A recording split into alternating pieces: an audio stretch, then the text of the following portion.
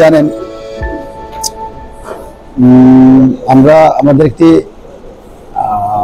মুক্তাসির union বিএনপির পক্ষ থেকে একটি আগামী নির্বাচনকে সামনে রেখে আমরা যে কেন্দ্র কমিটিগুলি করছি সে আলোকেই মুক্তাগাছর পোড়াগাছা সরকারি প্রাথমিক বিদ্যালয়ে একটি কেন্দ্র আছে, যেটা ওয়ার্ড হচ্ছে 5 এবং 6 নম্বর ওয়ার্ড, এই দুটি ওয়ার্ড নিয়ে গঠিত। তো সেই কেন্দ্র কমিটি আমরা স্থানীয় নেতৃবৃন্দ যারা আছেন তাদের উদ্যোগে সেই কেন্দ্র কমিটি হচ্ছিল। আমি মাগরিবের পর সেখানে গিয়ে উপস্থিত হই এবং সেই কেন্দ্র কমিটির সমাবেশ চলা অবস্থায়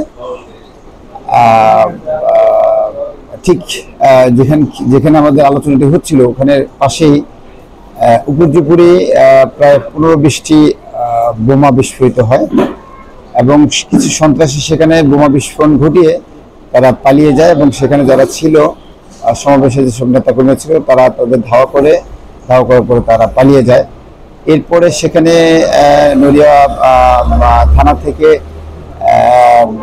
পুলিশ তদন্ত কর্মকর্তা যিনি আছেন উনি ওখানে যান, ওনার বিভিন্ন সদস্যদের নিয়ে। তারা গিয়ে ওখানে বোমার কিছু আলামত পান এবং একটি অবিস্ফোরিত একটা বোমা উদ্ধার করেন এবং এটার সাথে যারা জড়িত সন্দেহ করেছে তাদের বাড়িতে তারা সার্চ করেন। তো যাই হোক, ওখানে কোনো হতাহতের ঘটনা ঘটেনি এবং সেখানে কাউকে গ্রেপ্তারও করা হয়নি।